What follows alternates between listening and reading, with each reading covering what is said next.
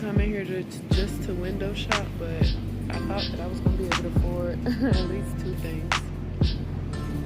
Okay, looking better.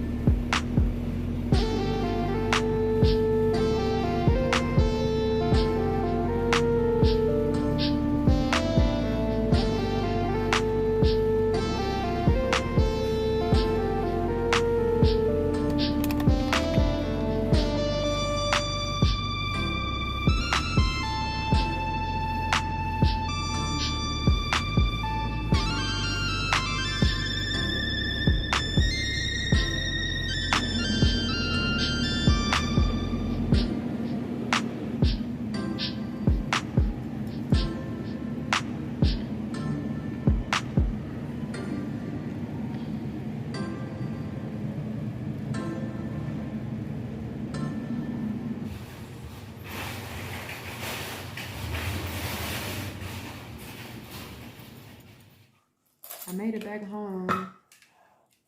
I was in the room. Wow. I was in the mood for ramen tonight. And I was like, let me get up and go to Earth Fair because I also am not really feeling good emotionally. So I was wanting to go like window shop a little bit and look around. I had to go to Food Lion anyway because Earth Fair didn't have any good ramen.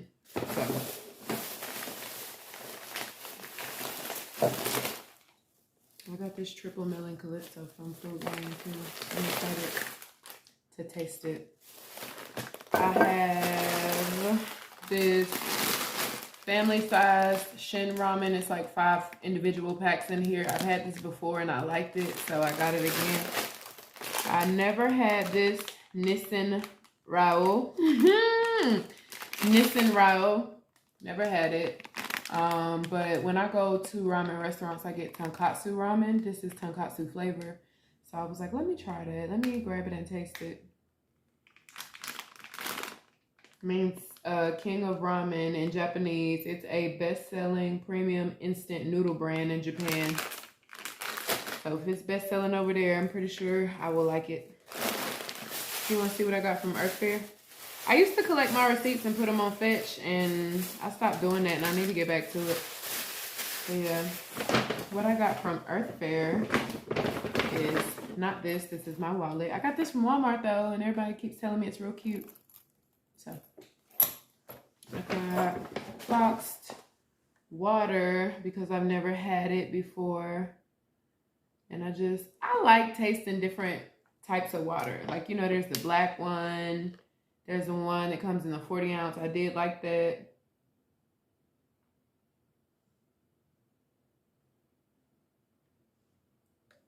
I like this. I like that. I love how that feels in my mouth. I really like that.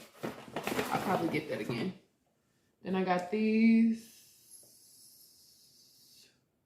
It was near the kombucha, but it's not kombucha. And it's got 0 sugar. It's sweetened by monk fruit, 5 calories.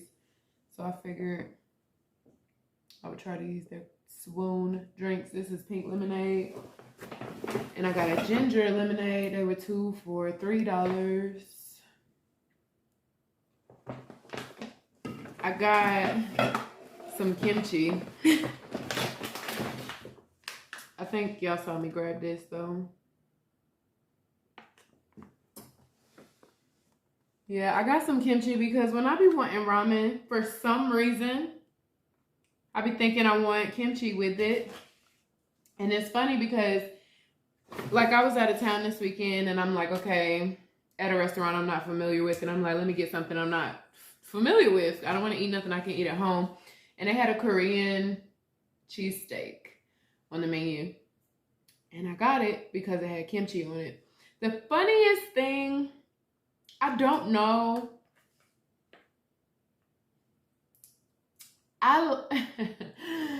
Only 50% of me likes kimchi. But I get it. I pay for it like extra if I'm out like at a Korean barbecue spot and it's extra, or if I'm at a ramen spot and I'm in the mood for it. But only 50% of me likes it. I don't like pickles. I don't like a whole lot of vinegar. I can eat vinegar in my collard greens. I can eat vinegar in stuff. I don't like that real sour fermentedness in most foods, right? But for some reason, every now and then I'll be like, I want some kimchi. I don't know if it's the texture and the spice and the fact that I like cabbage. It's so strange, my relationship with kimchi, because like I said, only 50% of me likes it, but I pay for it. I don't know. I think too, I'm trying to expand my food palette every single day and always trying to work at it and improve it. And like when I was younger, I didn't eat onions. I didn't eat tomatoes. There's a lot of stuff I didn't eat when I was younger, but now I be like, I need it. Like now, I could probably bite into an onion like the Grinch. Especially if you cook it or if you put some salt and pepper on it. And garlic salt. I don't know. I got this wine. I don't think I'm going to try to pronounce it.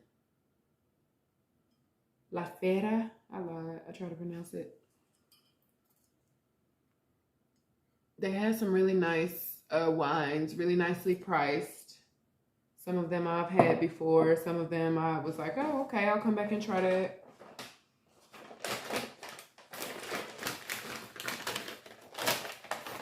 I know that I look like kind of young, but one of my pet peeves is when I'm like wine shopping and people are looking at me like what is this girl doing? I was serving a table one day and this lady was like, you probably don't know nothing about alcohol, huh? How old are you? I was like, I'm 29. And she was like, oh, well, you 29. You know everything about the world. No, bitch, you the one trying to put that on me. And now you looking stupid. So now you're trying to make it seem like I was the one being rude in the first place. People are wild and ugly even. Wild and ugly. Another thing I got from Earth Fare is this can of wine. So this will be what I have my ramen with tonight. It's Ti Amo Pinot Grigio. It's made from organic grapes. So I really don't even have a reason to be making this video, but I did tell myself I was going to try to upload every Tuesday on YouTube. So this is me just trying to hold myself accountable for the things that I've said to myself. Like I said earlier, I'm sad. And it doesn't matter why, but I do kind of want to talk about what my overthinking led me to conclude about what actually made me sad. Does that make sense? I don't know. Stick around if you're going to let me rant to you. If not, thanks for coming this far. I'm really sad because I thought I had bok choy, and that's my favorite like green to put in ramen. And I saw some. I saw bok choy twice because I went to Food Lion and Earth Fare. And I told myself, I'm not paying $5 for bok choy when I know I have some in the fridge that I need to use. There was spinach in the fridge, not bok choy. I'm running out. I don't even know why I shook it. It's chili garlic sauce, and I got oyster sauce. I like to toss my noodles in those too. So like, I'm pretty sure I've said it in videos before that one of the things I talk to God about very often is just being a student to my own life and being taught things and being shown things and just things being made much more clear to me or whatever.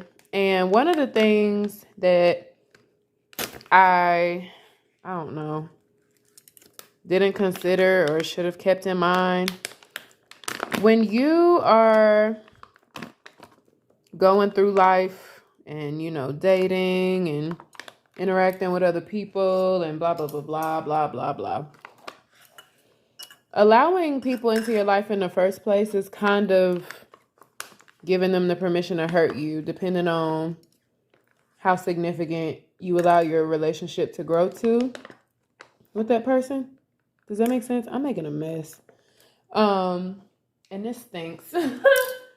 See, that's part of the reason I only 50% like it. But yeah. So for example, if I get a best friend and I love my best friend to death and she is my rider, she fight for me, she is loyal, she got my back. Eventually I would grow to have a platonic love for this friend. And when you love somebody, love is low-key giving people permission to hurt you, like point blank. And I'm learning about myself that I have a slight codependency on my friendships. Like when I go through traumatic things and stuff like that, the friends that are there for me or the friends that I know I can trust, I really, really lean into them. And it causes me to have like a unhealthy attachment to them, for them, whatever you want to call it. And so with that being said, you know, my friends aren't perfect people. I don't expect them to be perfect.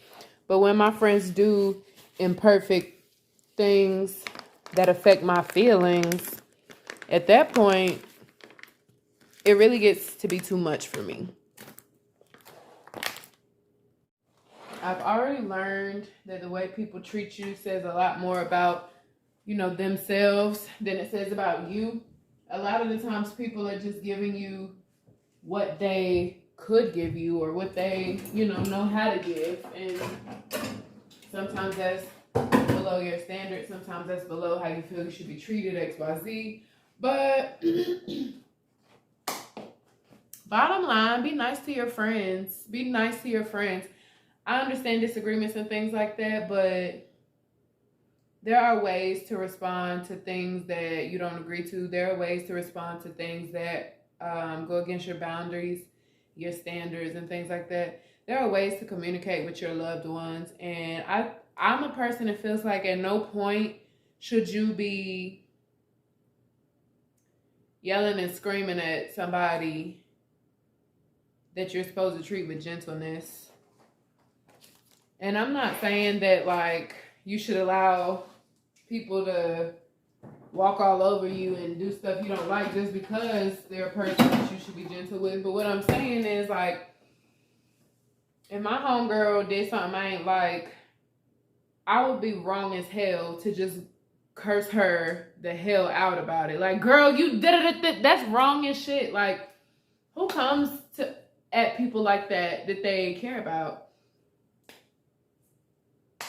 Like, where is the respect in the encounters? And I feel like I'm a person that feels like everyone's feelings are valid, but your feelings can be valid and your actions were not. You know, some people feel offended and it causes them to act out. Just because you felt offended does not give you the right to act out. Like, it's OD. It gets OD at times, and I feel like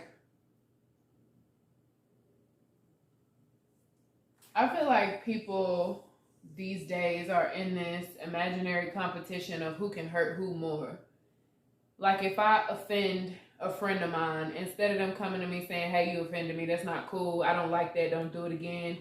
Instead of them coming to me saying, hey, that goes against my boundaries and I would really like for you to respect my boundaries if we're going to continue to be friends. You know, and like,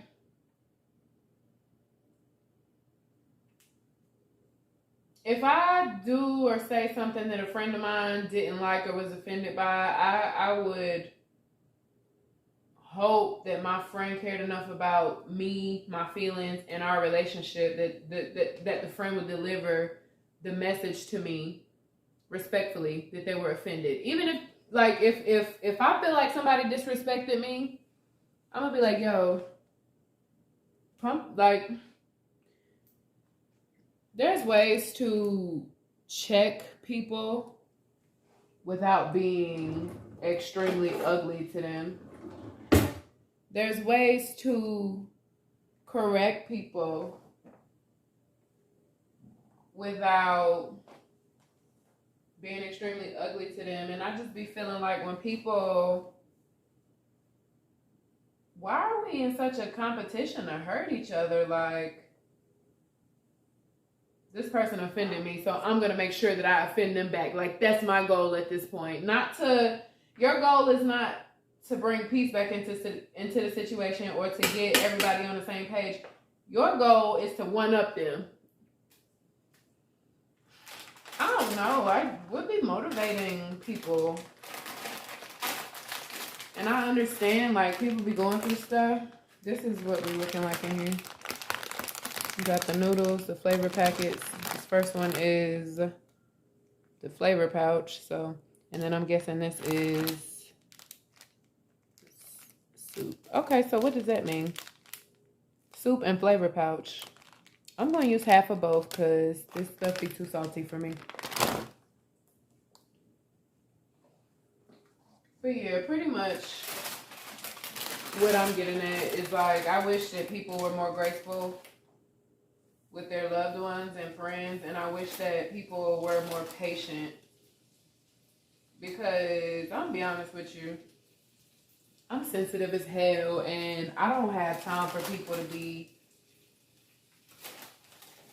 hurting my feelings. Like, nobody's responsible for my happiness but me.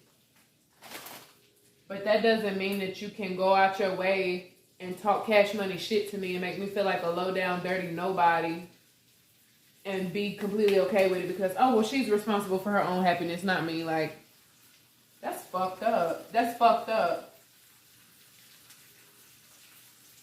I be giving my heart to people. I be giving people, you know, honor and respect and stuff like that.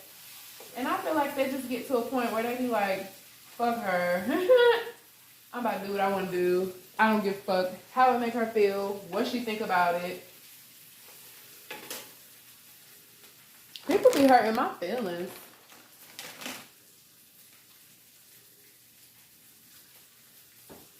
People be hurting my fucking feelings, and I'm pretty much over it and confused as to how people I treat well, or at least try to treat well. I'm not perfect. Like, I know for a fact that sometimes I do and say stuff that's not cool, but I also know for a fact where my heart is, where my intention is. And I know for a fact that I'm not too proud to apologize to somebody. If somebody tells me you offended me, if somebody tells me that ain't cool, if somebody tells me you was wrong as hell for that, I can take accountability and be like, you're absolutely right, you know? But don't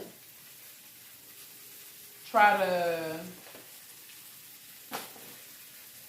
get your revenge and one-up me and then expect me to apologize on some, you wrong, I'm right, fuck what you think. Like, damn.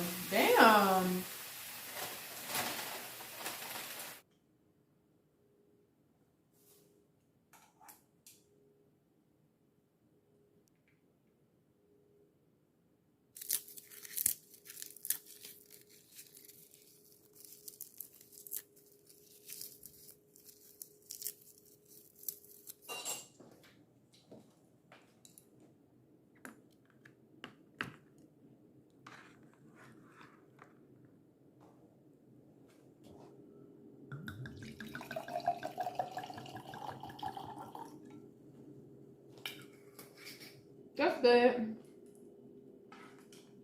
I like it. The kimchi.